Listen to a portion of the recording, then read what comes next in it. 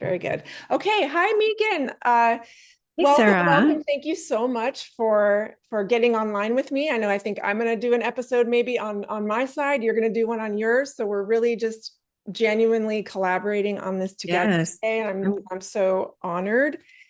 And so from my okay. side, I just kind of want to catch people up in case they're listening to my podcast for the first time.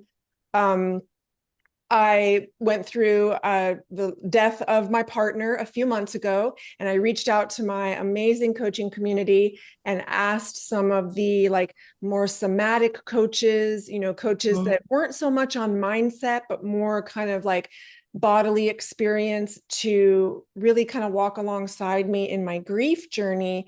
So, because I didn't really need coaching on it. It was more like I needed some support for my nervous system Mhm. and all the things that were happening for me emotionally on the inside. And Meagan is one of the people that stepped up and said, I want to help. And I remember our first exchange in private message. You mentioned story work and you Mhm. mentioned parts work, both of Mhm. which I kind of went, ooh, what's that? I Yeah, have like a very limited idea of what parts work might be, but I obviously Mhm. don't know. So I would love for you to fill my audience in on what those are. Absolutely. And before I get started, just thank you so much for having me and for letting me be a part of this. It's so important. Grief comes in so many different ways, and it comes in waves. And so different modalities are sometimes needed at different times. Um, but the story work part is a certification I did with Coach and Kim Job, where the basic idea is we live often inside of our stories. And by that, I mean, we, from the time probably we were very young, we have created stories about ourselves, about our life, about our existence, about our needs, about what should be, what shouldn't be, what's okay, what's not okay, how we need to show up in the world in order to get maybe attention or validation or love. All of these come from experiences that we have, starting from the time that we have memories, I suppose. Mm-hmm. The parts work comes from IFS theory, internal family systems Okay, theory. I've heard of that. Yeah. Yeah. And the idea about this is that many parts make up a whole, and humans are no different than that. And in our case, we have many different parts that can be like our habitual thoughts, our feelings and reactions or responses to our outside world, to our circumstances, to the things that we choose to do or maybe don't choose to do. Our choices are what dictate how we show up in the world, right? And by extension, how our true self is or isn't expressed. And so there's a little bit of overlap here between this work and story work, which I know that Coach and Kim took from that as well in creating their certification curriculum. So if we don't create the space to drop in, we're so often up here. Mm-hmm. And for those that are listening, I'm pointing to our brains. Yep. Yeah, and that's me. That's where Uh-huh. I did spend most of my time up there. Yeah, that we we miss out on a big portion of what's going on for us if we can't or don't or aren't introduced to how to drop into our bodies and how to connect those two so that we can find ourselves in a safe place to remember things that happened. And they will come up organically. Hmm. I have a session that I offer. It's called a story mapping session, where it's a safe framework. And by safe, I'm I want to be clear, this is not therapy. I am not a therapist. This is not trauma therapy. This is a space to get curious, to open your consciousness, to open your awareness of what's going on in your body so that you can then hear the messages that are Mm, coming up for yeah. you from maybe the energy, the stuck energy you might feel in various parts of your body, or the fluid energy. It's been miraculous for me Yeah. to learn how to listen to my body and how that's connected to my thoughts and to my past experiences, the stories that I Mm, had been living in even into adulthood. It's sometimes painful work, I won't lie, yeah. but it is 1,000% worth it to be able to come to a place where you release yourself of that story, you release yourself of that narrative, and you realize the truth of the situation or the truth of your lens through which you've been viewing life is actually different. And there's so much freedom there. Okay. So that just makes me want to like, I mean, I have Okay. a couple questions. I have a couple questions. Okay. Would you say parts work different than because something I kind of leaned into a while back and read some books about and journaled about for a while. Would that is parts work different or similar to like what we call shadow work or like light and dark side? I'm sure there are elements of that that Okay. come up in it. Okay. Um, Parts work can be the different selves within us. Like sometimes when I'm doing some work, the inner child bubbles up, some needs that In maybe parts, weren't. do they have names like that in parts work? Like you, Yeah, okay. you can do that. Like Neat. there is definitely an inner child in me, and there's one that's different around the age of 5 and 6 and 7 for me. Hmm, And maybe there was at age 10, 11, 12. It's however makes sense to you okay. to organize it in your mind as you're learning about it and exploring and trying to go through this work. Often there is a teenager in there. Mhm. Maybe it's a rebellious teen. Maybe it's a protective teen, Okay. an independent teen. It's just going to depend on what your formative years were like. I There see. might be a young adult, Mhm. one who wanted to go to college, maybe, but the opportunity wasn't there. And so maybe there's some resentment or some anger around or there could be feelings around scarcity or life's not fair, that kind of a mindset. Okay. So it's just going to depend on each individual, Gotcha. what what life's deck, what cards were dealt. What curriculum we were handed? Yes. Yeah. Okay, so it sounds a little bit different because the way that I had studied it a little bit, it was like, oh, Sarah, meet judgy Sarah, meet Hmm. critical Sarah, meet insecure Sarah.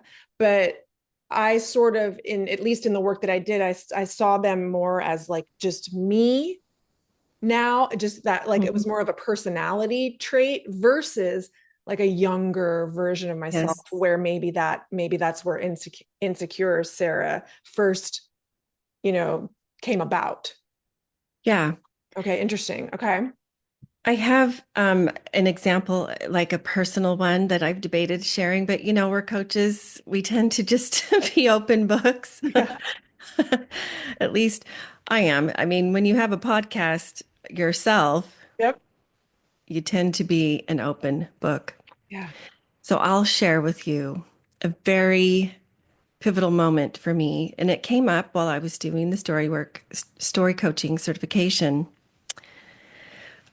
And maybe to back up even before then, I've noticed for myself since beginning coaching certification in 2020 at the Life Coach School, it wasn't an immediate recognition or understanding, but over time, even if I'd have a thought breakthrough or awareness, and I would I'd be at this crossroads. Okay, is this serving me? No. Okay, I can choose something different. Even if I do the cognitive work, I couldn't figure out why I kept falling back into shame. Shame seemed to come up for me a lot. And it kind of baffled me because I thought I was doing this work to move through it. And so it was actually during the certification that Kim walked us through this exercise. It's similar to what I do in story mapping, but you first you want to create safety. And in my story mapping exercise that I do with clients, we first drop into our bodies, with breathing, breath work or breathing.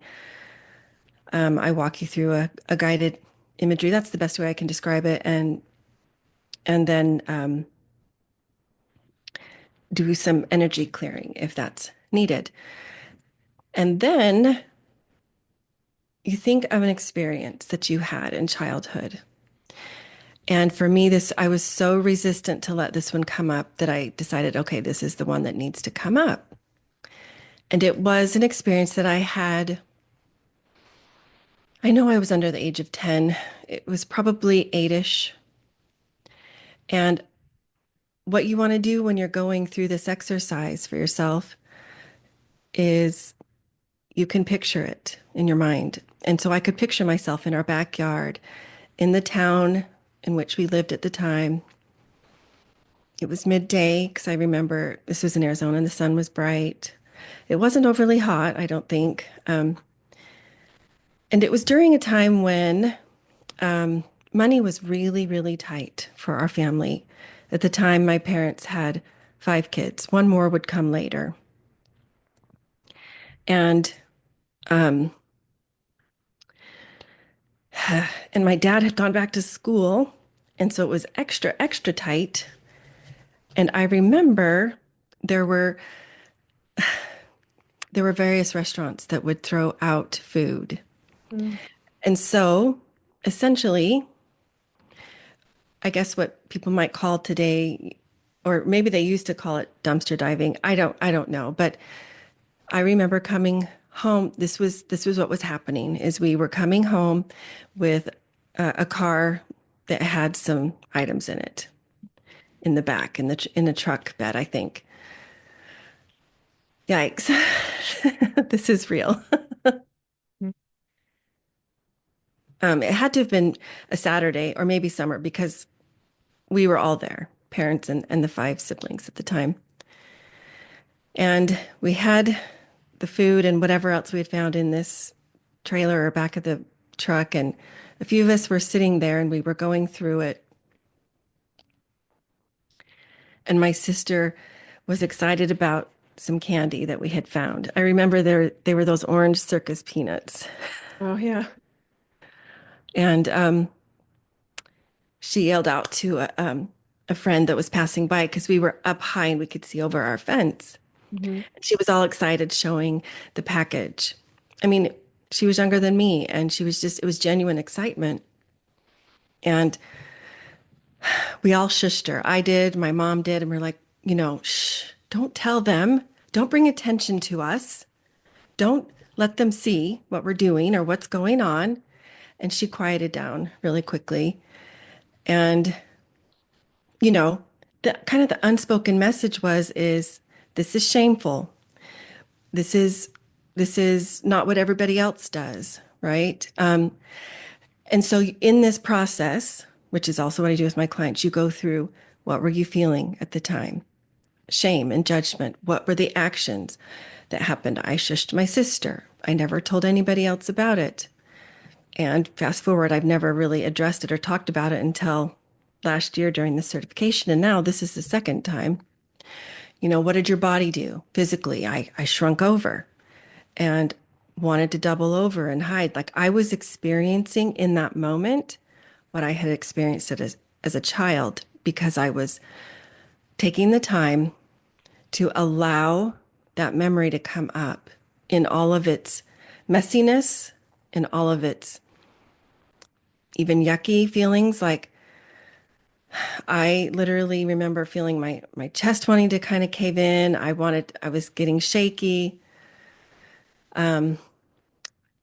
the other thing you address is what was the need that was in question here, and that was stability or, enough provisions and whatnot. And you consider the treatment that you received and maybe the protection that you offered yourself or others did or did not. And then kind of the belief that came of that, like what you had decided in that moment. And I remember I realized that I think is one of those experiences that really cemented for me in my mind that we are less than. We're not normal. We don't fit in. We're separate, different from those in our communities or in society or in, fill in the blank, fill in whatever group. And I didn't realize how much that story Mm. really stuck with me. And how you know it's a story is because you see that theme popping up, that pattern Okay. about how you interact with others in present day. Or you can look back, that happened under the age of 10. I can look back and see other periods of time in my life where that same belief, that same decision that I made in that moment, bubbled up. And it kind of directed not just what I did and said, but how I felt about myself and truly the possibilities that I saw or didn't see for me.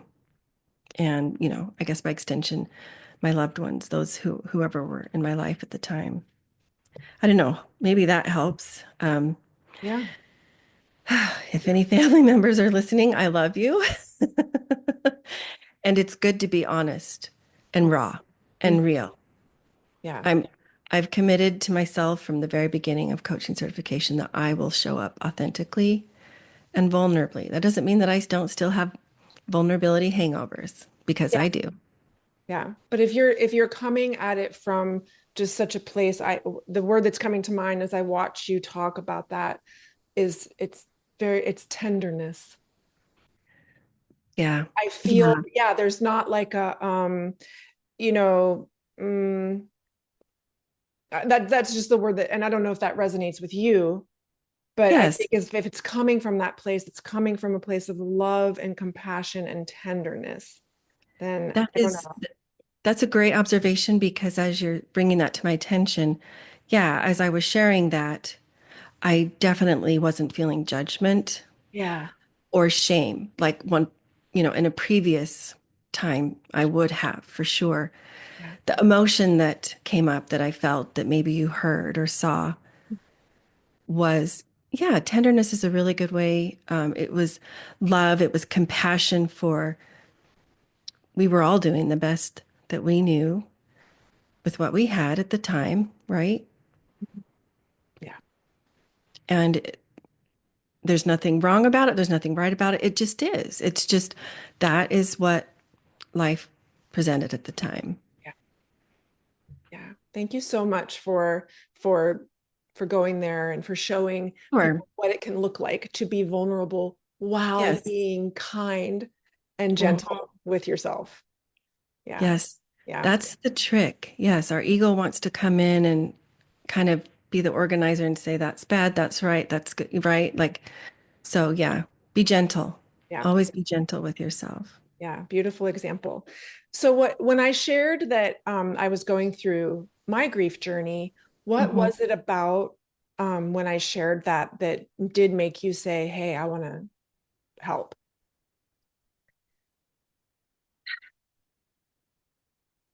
Yeah. Um, well, I am a parent of a queer kiddo. Mhm. And just to preface this, he's doing great and thriving, Mhm. and we are all in a very good place. I just want to make sure that that's understood. However, in the beginning, it was It was really hard. I'm not going to lie. And I have been open about that on my podcast, in the book that is currently in the editing process, going to Mm, be published this spring that I wrote. It's called Transparency, Parentsee. vital. Yeah. Uh, but the way that I related to you in grief, that I don't know that people really understand unless they they also have a queer child. Mhm. There is a grieving process to go through. My kiddo's identity shifted from the time that we first learned of it till about 2 years later, because not a less understood phenomena of teens, young adults exploring their identity. It's considered normal and natural to explore your talents, your gifts, your interests when it comes to school or a career choice or professional choice, or whether it's the arts or sports, maybe even dress, right? Your fashion sense. Yeah. But when it comes to our own personal identity, that is a lesser understood or spoken of. I think it's because talking about sex in general there's been so much shame around it for decades, or yeah, at least that, probably longer. Mm. So the identity my kiddo started out with, it evolved as they learned more about themselves. And so eventually shared with us that he identifies as transgender.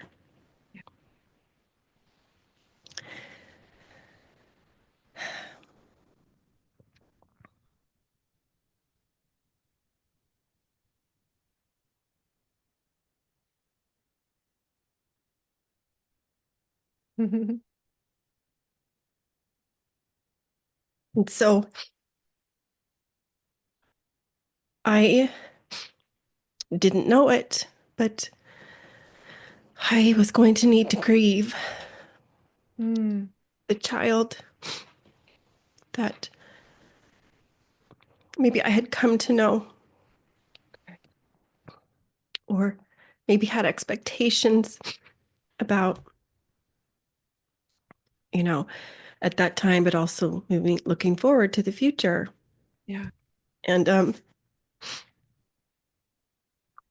I learned, like, I would never trade this journey for anything. I learned to focus on hearts and souls, and I realized how much we look to the external to define or make sense of our world, whether it's a person's hair color or style, whether it's the clothing they wear, the glasses or the hats or other accessories or shoes, what their choice of profession or course of study is, what they drive, what they eat or don't eat. We really, or how they believe, what observances they participate in, like when it comes to religion or faith or spirituality, what what clubs, organizations, or interests that they cultivate or are involved in, participate in.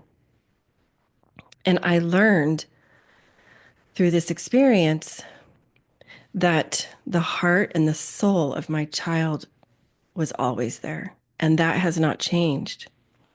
And so while I might grieve what I thought or was going to be, or maybe what I expected, because that's what society has defined, or the boxes that were available, right? Programming. Yeah. Yeah. Framing, yes. Um, I've learned that that's not what really matters. What matters is our souls, our hearts, our love, and our light. And that's not to say that every once in a while I don't feel a tug. I do, Mm. especially when Facebook memories will pop up, from a decade ago or however long ago. There is a tug. Makes sense. Yeah. And I see that picture, Hmm. and I think it's normal. I Yeah. think it's natural to just miss or grieve just a little. And I think it's only problematic if we don't allow ourselves to feel that, acknowledge that, metabolize, alchemize that, and then do our best. A coach helps to alchemize that energy to meet your higher vibration and see the beauty, Mm, see the potential for deeper love, deeper understanding, a more expanded view on life and on people and on loving. yeah. Yeah. I came across this term today that I'd heard before, but it sort of resonated with me at this stage of my journey. And it was talking about post-traumatic growth.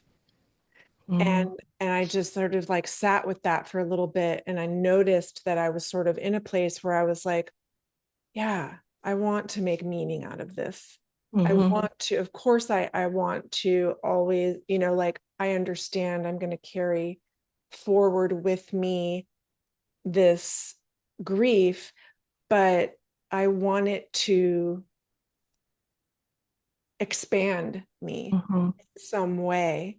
Um, and so I realized I was like, okay, I think I'm in that kind of growth period because I'm open mhm, to that instead of kind of being, where I was kind of stuck in this shouldn't have happened. I don't want mhm. this. I don't like this. I don't want this to be my life, to like, Yeah, okay, I know that there is a takeaway and an opportunity right, to use right. this experience Yeah. for my What you good and then the good of consciousness.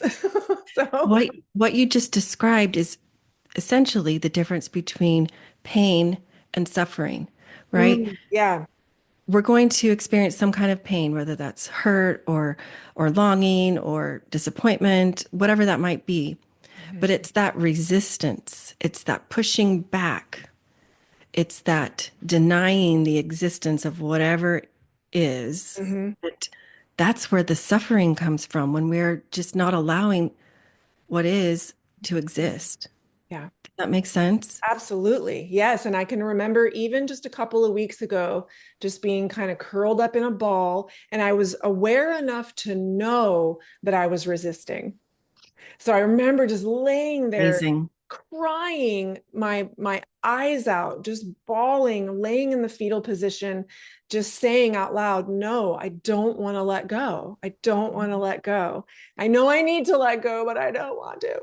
That's like, and by let go, I meant at that time what I was kind of grappling with was, I just was hanging on to just physical, things and Hmm. pictures and these kinds of things. And my higher self was just telling me like, if you let that go, you can experience the energy and the beauty of what he is now, like Wow. versus, yeah, I was just like, I don't want to let Profound. go. Yeah. And it felt, honestly, Meagan, it felt like I was in labor. And it was like, I had this imagery. I was like, I Yeah. know it's like asking me to just push, just give birth, just let it go. But I was like, Yep. nope, I'm not ready. And then some things happened that I think needed to happen. And I was able to release that. And I'm Mhm. having a very different experience of it now since that, I'll say birth of the things I kind of needed to let go. But so yes, I absolutely understand, and I hope everybody understands the Yeah. difference between the pain and then the suffering side was, yeah, so much Yeah. resistance. But again, I see that as I look at that, I'm like, that was absolutely like a part of, I have to have the contrast, Yes. right? If we didn't know what resistance was or felt like, we wouldn't Hmm. know what, the process That entailed. expansion. And Yes. So I needed to go I through that. I totally relate. I Mhm. have learned I've had to go through this transformational period to become a different person that can publish this book that is in Mm. the works Oh, currently. yeah. So I have gone through, I call it many cycles of contraction and release, that push and that pull. So yes, it is. It's literally, it's in many ways symbolically giving birth Yeah. because you can feel those sensations as well, those vibrations in your body. Yeah. Very true. I can. You Yes. absolutely. Yes. And I'm getting there. Like I will say, like it, definitely from the time I started this journey, asking people to help me, get out of my head and drop into my body. It's only been 5 or 6 weeks. Mhm. I think you're about maybe the 15th or 16th session that I've had in that amount of time. Plus, I'm in therapy, and she does a really Mhm. cool somatic modality. So I'm definitely like learning it and feeling it, but I still feel like I'm just like baby. I'm just a baby, a newbie, a total rookie in that, but so much bigger than it was before. And I can only imagine, I can't wait, a year from now, to like be talking and just see the growth, that Yes. post-traumatic growth that's happening, to see where it is, even a year from now. That is actually makes me excited now versus yeah, before I was just like, Wow. no, I don't want to. Yeah. Sarah, I just feel moved to just offer you this. I just want to say that I see you Mm, and I honor you for navigating this in such a bold and courageous, expansive, and contractive way. mm, Um, thank I you. am so touched. I'm so grateful to be a part of this 15 or however many more that you've reached out to. Uh, Often we don't ask for help. And so I honor you and I see you and I am loving you. This is transformation. I don't know if you've ever heard the idea of a caterpillar turning into a butterfly, and there's this point when they're in the chrysalis and they're just kind of in liquid form Mm, called bug soup. I sometimes feel like I'm in that bug soup stage yeah. longer than maybe I'd want to, but the beauty is, I mean, you will come out and you'll feel those wings Hmm. Yeah. and then you might start over again. Right. Yeah. And this isn't my first time. It is my first time with this particular circumstance, but it's certainly not my first time of going Yeah. through pain and suffering. Yeah. Yeah. Yeah. Well, thank you so much. I was walking my dogs earlier today, and I sort of had this conversation with myself, even where I was just so grateful for, thinking about our upcoming session, thinking about all the coaches that I've already talked to, and I've got a good 25 more lined up. Wow. Like I mean, a solid 40 to 50 coaches said, I want to walk alongside you in this. And I sometimes think about that and I'm just like, wow, I'm so grateful to you all, but I'm also grateful to myself for doing a scary thing, reaching out saying, hey, I need some help. And would you all do it for free, by the way? Come on and help and do this so we can give it away. Mhm. All of that combined, just being like, but I thank myself all the time for being bold enough, brave enough, and creative enough Mhm. to to put all that together. And I even remember like when I had the idea, I was like, oh, why didn't I think of this soon? It was like Mhm. I just knew, every fiber of my being just knew. And of course, it wasn't until after that I was like, oh no, what will people think? And I just kind of like worked through that and got some coaching around that. But thank you for acknowledging that. And it's fun because I was acknowledging myself on my walk today. I'm glad. I think that's so healthy Hmm. and more would benefit from doing that on a regular basis, I think. Yeah. So And good for you. I think of it as like, because I've done the work to like genuinely love myself. I'm the person that's supposed to take care of me. Hmm. And this is part of me taking care of me. And the fact that it could potentially help someone else is just Mhm. such a bonus. Whipped It cream, is. cherry, hot fudge on top. Like Mhm. that's so amazing. But ultimately, I'm taking care of me. Yeah. And I wish, yeah, like you said, I wish more of us could stop and ask ourselves that. What is it that I need to take care of Yeah. me? Yeah. So, whew, awesome Deep breath. conversation. We're already like Yes. 40 minutes in, but Yes. is there anything that we want to show? Since this will be a video, people can watch it, or even Oh, if they're just listening, is there sure. anything that we do maybe could show them so they can have an idea what it looks like to work with you? Yeah. So I think I can share my screen. Yeah. I have an offer for your listeners, Mhm. and I think I'm going to probably publish this to my podcast as well, but probably not till much later. Yeah. But I have an offer. Anybody who uses the code, it's your name, SARAHBOND 50 will get 50% off, half off of a story mapping session with me. And I'll get you the links that you can put in your Yeah. show notes. Yeah.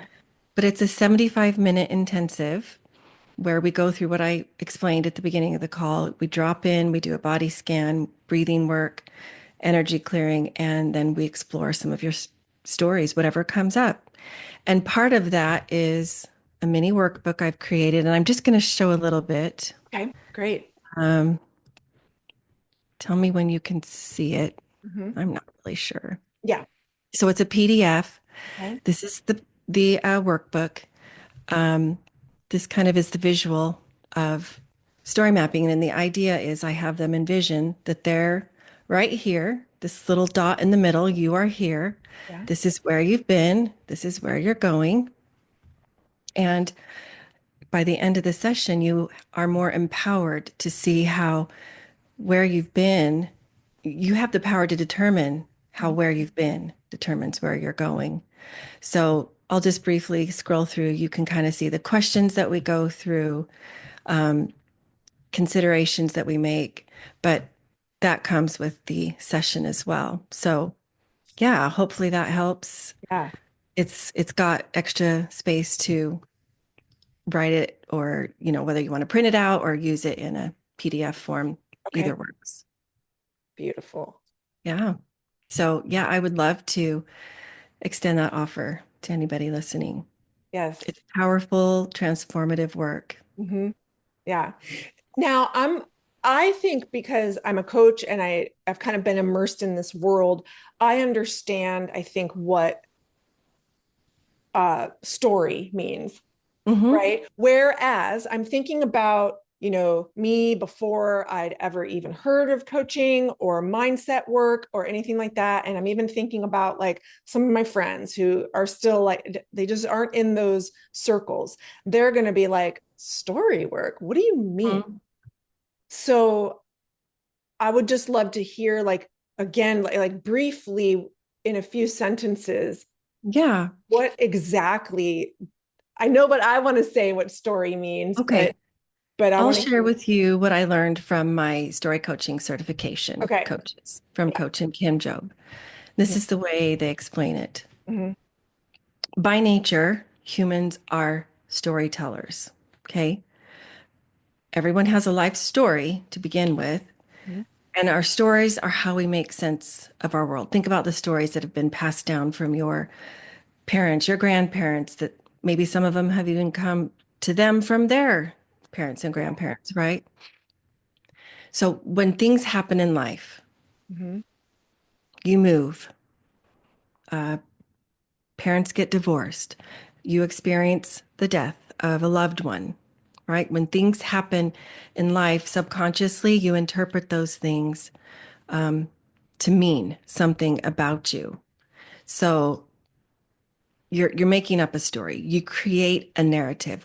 Well, this happened and because of this, or maybe if only this hadn't happened, then maybe I Mm. would still have my grandmother here. Or we we create a narrative of some kind to make sense of that for ourselves. It's kind of a way to accept it, cope with it, Yeah. maybe make ourselves feel better. I mean, that's Yeah. the primary motivating factor for why we do anything is how it makes us feel. So that story now has the power to affect you moving forward Mhm. because you kind of created it and you believe it. So it feels true to you. And the Yeah. more that you, the more that that story kind of plays out in your life, it feels even more true, right? Yeah, you Maybe. collect evidence for it. Right. Exactly. Okay. So that's how looking at these stories from our past can help us identify when, where, what were the circumstances when I started to create stories, and Mm, how else is that showing up in my life? Because at the time, those stories, they protected you, right? Maybe they helped you to feel safe in however you made sense of your world using that story. But that was then, and now they're getting in your way, right? yeah, of course. Yeah. How do you like when you're working with somebody, how do you identify, or is it fairly easy and obvious? Like, is everything a story? Well, that's the beauty is, as a coach, we're a facilitator. And I truly approach this from the viewpoint that I don't have the answers for you. You have them within you, and I help them cultivate and experience things, cultivate those experiences that help them create that self-trust, right? That self-confidence, that help them to make sense of their world. Because just because a client shares something with me, it's their meaning that is what matters. It's their meaning that actually rolls out in their life, right? So I think that's just going to depend on who the client is, what it is they're navigating, what particular experiences or memories are coming up for them at the time, and what that could mean. Yeah. I can offer something to them, but really what matters is what they're offering to themselves. And I feel like you're able to, like, maybe some people don't even realize Hmm. what that they have a story or what Hmm. it is. And then you're able to just like kind of unearth it, so Yeah. to speak, and kind of put it out on the coffee Like, table and take a look at it. And mhm. In a recent session with a client that was experiencing some more difficult emotions, I'll just share a few things just to keep it, sterilized and just to kind of illustrate a point. And part of what they were envisioning as their eyes were closed and we were walking through this exercise, Mhm. I think this was particularly about some emotions they were feeling. I asked them to describe a color.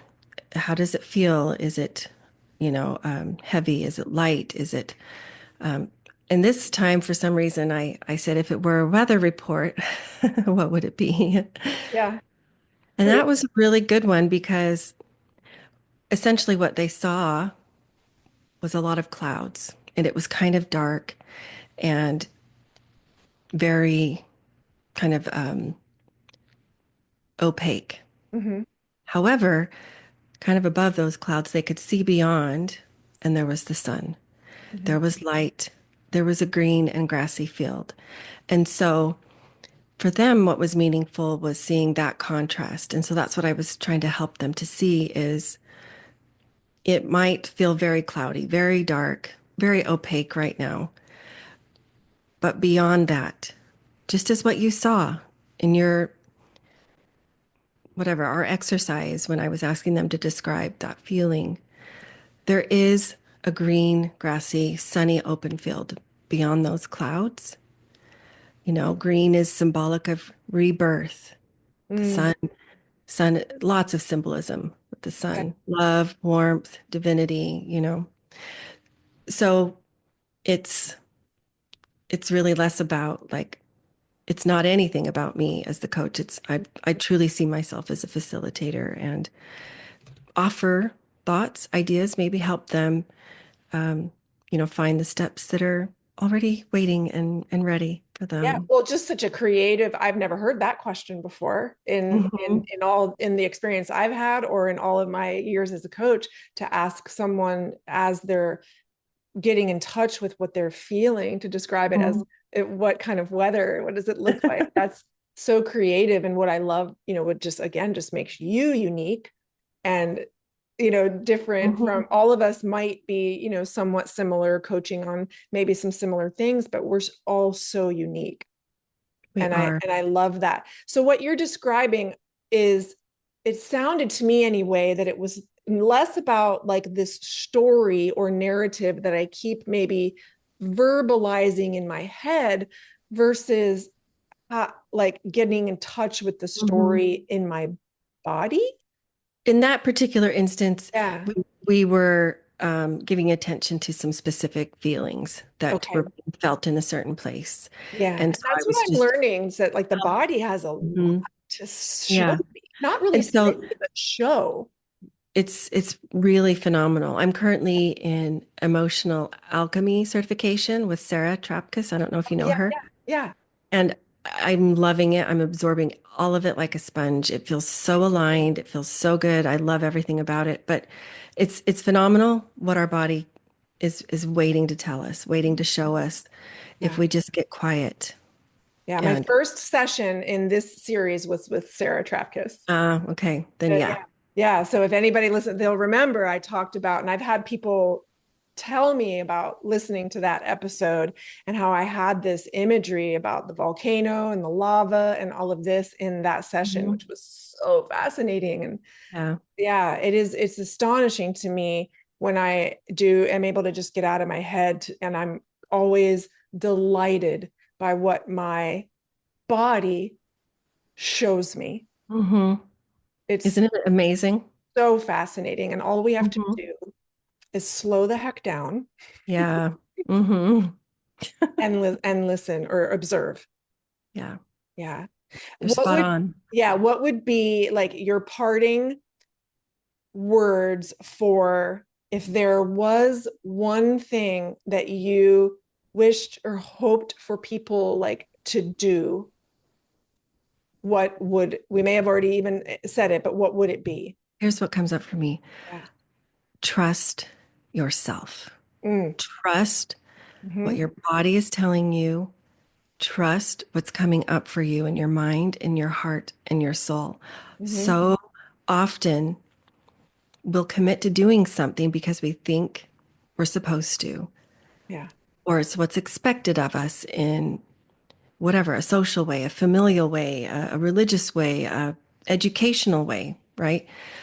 And yet there's something physically going on for us, but we ignore it or we are not aware of it because we're so focused on this is what I'm supposed to do, right? But when you drop into your body and you can feel, it might feel like a knot, it might feel like just a stuckness, something heavy, maybe a heaviness in our lower solar plexus, our sacral area, our root chakra.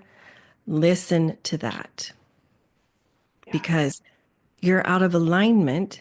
And so there's a reason why you're feeling that. And so that's your invitation right there to pause, connect with yourself, get curious. Why? What's going on? I made this choice and yet I feel this way. I wonder why. How do I really feel about it? And when we learn how to connect with that higher self, your higher self knows. And Yeah. it's magical, but it's real. It's amazing. Yeah. Hmm. Awesome. Yeah. Yeah. Okay. Good Wonderful. Yeah. question. Yeah. I love it. I love it. So if somebody does want to get in touch with you, and I know I'll have these in the notes, but I still want, in case, Yeah. somebody's just listening, how can they work with you? How do they find you? So my website is meaganskidmorecoaching.com. Just make sure you spell Meagan correctly. It's Meagan. And all the links are there. I'm also on Instagram. Meagan Skidmore Coaching is my handle, and Facebook as well. I'm not really super active on many of the other social platforms right now. I have moved over to Blue Sky. I'm hoping to build some community there. Just don't know what to expect right now with some of the social platforms out there. But for now, you Okay. can email me hello@meaganskidmorecoaching.com. And you said you had a podcast. What was the I name? do. I do. So I have had a podcast for a little over 2.5 years now. I have been calling it Beyond the Shadow of Doubt. Mhm. Coming from a conservative faith background, as a parent of a queer child, my foundation just crumbled, and it was very in some ways somewhat traumatic. And I went through a lot of things, cognitive dissonance being one of them. And I realized how much shame was coming up, how much guilt came up when I started to question or try to, and actually admit that I had questions and that I had doubts. And so I created this podcast to let's diminish that stigma. Let's shine doubt in the light. It's a good thing. Doubt is what refines our faith. Doubt is what invites questions. That's how we learn things, right? Last year, it started to get a little bit heavy, just focusing on all these pain points, and I felt inspired to reimagine it. And so, as of January, it's living beyond the shadow of doubt. I'm focusing on the joy that comes when you take those steps into the unknown and you see what's waiting on the other side. All of the other side of maybe is what I call it. Yeah. Just possibilities and beauty and joy you could just never have seen. And Hmm. I've had some amazing interviews with folks that have learned to live in their spiritual sovereignty and to listen to their higher self, follow their intuition. And it's just amazing. It's so much fun. I love it. Amazing. And you also mentioned you're writing a book. That's Yes. so that when do you have like sort of maybe an expected Yeah, release date?